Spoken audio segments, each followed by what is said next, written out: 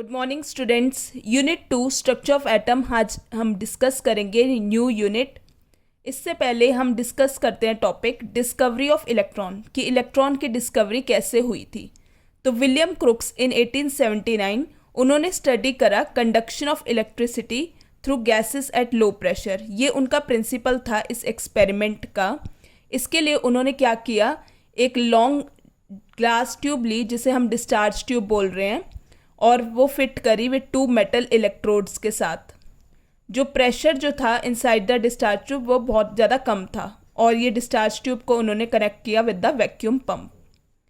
जब उन्होंने देखा कि जब हाई वोल्टेज उन्होंने अप्लाई करी बिटवीन दीज 2 मेटल इलेक्ट्रोड्स, तो उन्होंने देखा कि कुछ इनविजिबल रेज आ रही थी फ्रॉम द कैथोड से, कुछ इनविजिबल रेज आ रही थी।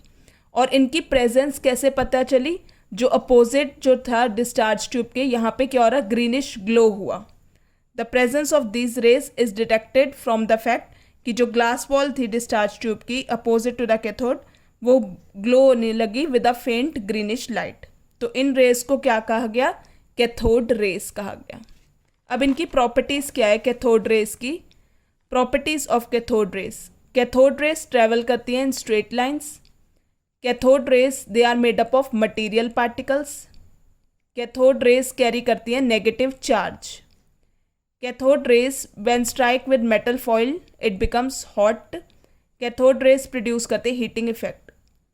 दे cause ionisation of the gas through which they pass. तो जहाँ से जिस गैस से वो पास होते हैं उनका आयनाइजेशन कर देती है।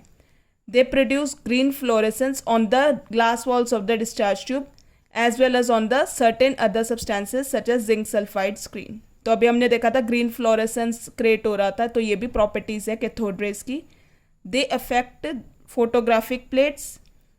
जो नेगेटिवली चार्ज मटेरियल पार्टिकल्स जो हैं वो कॉन्स्टिट्यूट कर रहे हैं कैथोड रेज को, उन्हें हम क्या कहते हैं, इलेक्ट्रॉन्स। तो ये थी डिस्कवरी ऑफ इलेक्ट्रॉन, तो हमें यहाँ से पता चला। Now students, charge on the electron is 1.6 into 10⁻⁻19 coulomb. तो इलेक्ट्रॉन एक फंडामेंटल पार्टिकल है जो कैरी करता है 1 यूनिट नेगेटिव चार्ज, और जिसका मास नियरली इक्वल टू है 1/1837 of that of hydrogen atom. तो electron is a universal constituent of nature. Next हम देखते हैं स्टूडेंट्स डिस्कवरी ऑफ प्रोटॉन। तो ये भी यही था, गोल्डस्टीन ने परफॉर्म करा था एक्सपेरिमेंट। इसी तरह डिस्चार्ज ट्यूब थी, उन्होंने यहाँ पे क्या लिया, ही टुक परफोरेटेड कैथोड। यहाँ पे क्या लिया, परफोरेटेड कैथोड, मतलब परफोरेटेड का मतलब जहाँ पे होल्स थे कैथोड में, और जो गैस थी at low pressure what kept inside the tube.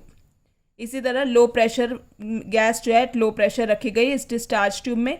जब उन्होंने हाई वोल्टेज अप्लाई करी बिटवीन द इलेक्ट्रोड्स, तो उन्होंने देखा कि कुछ रेज जो आ रही थी from the sides of the anode में से कुछ रेज आ रही थी जो पास हुई through the holes of the cathode, और प्रोड्यूस करी ग्रीन फ्लोरेसेंस। यहाँ पे फिर से ग्रीन फ्लोरेसेंस प्रोड्यूस करी on the opposite wall coated with zinc sulphide screen.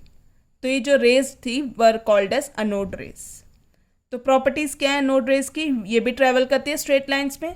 They are made up of material particles. They are positively charged.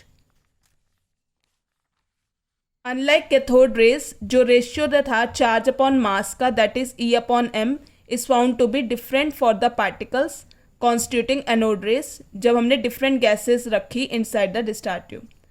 तो proton क्या एक फंडामेंटल पार्टिकल है जो कैरी कर रहा है 1 यूनिट पॉजिटिव चार्ज, और जिसका मास नियरली इक्वल है to that of hydrogen atom. Next हम देखते हैं डिस्कवरी ऑफ न्यूट्रॉन। तो चैडविक ने 1932 उन्होंने परफॉर्म करा कुछ स्कैटरिंग एक्सपेरिमेंट्स, जहाँ पे उन्होंने बॉम्बार्ड करा सम लाइट एलिमेंट्स जैसे beryllium with fast moving alpha particle से। तो उन्होंने देखा न्यू पार्टिकल्स जो एमिट हुए उनका कोई भी चार्ज नहीं था। अल्फा पार्टिकल को बॉम्बार्ड करा विद बेरिलियम एटम, और उन्होंने देखा न्यू पार्टिकल्स जिसका कोई चार्ज नहीं था वो एमिट हुआ। तो हीलियम-24 plus He49 gives carbon 612 plus neutron 01 जिसका कोई चार्ज नहीं था, न्यूट्रॉन्स। तो इसी तरह हमने यहाँ पे देखा डिस्कवरी ऑफ इलेक्ट्रॉन्स, प्रोटॉन्स और न्यूट्रॉन्स।